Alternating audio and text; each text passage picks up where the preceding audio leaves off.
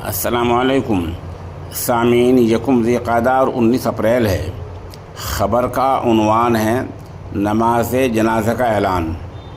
ابھی چند منٹ پہلے اس نامہ نگار نے خبر دی تھی کہ جامعہ مظاہر علوم سہارنپور کے مجلس شورا کے رکن مولانا محمد عارف رحمۃ اللہ علیہ کا انتقال ہو گیا ہے۔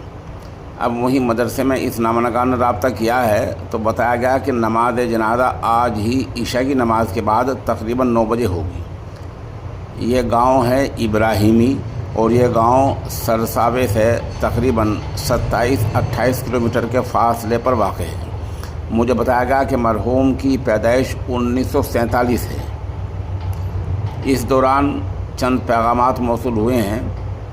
خانقاہ بوڈیا سے رہبر ملت حضرت الحاج پیر جی حافظ حسین احمد قادری مجددی، وہیں کے ترجمان مفتی محمد ناصر ایوب ندوی، خانقاہ امداد اشرفیہ تھانے ممن سے مولانا نجم الحسن تھانوی، ادھر لونی سے قاری محمد فرمان صاحب، اور سنہٹی مدرسہ سبیل الہدا سے مولانا محمد عرفان قاسمی، مفتی محمد حسین قاسمی، مولانا محمد افسر کھرگانوی، قاری محمد جاوید وغیرہ نے تعزیت کا اظہار کیا ہے۔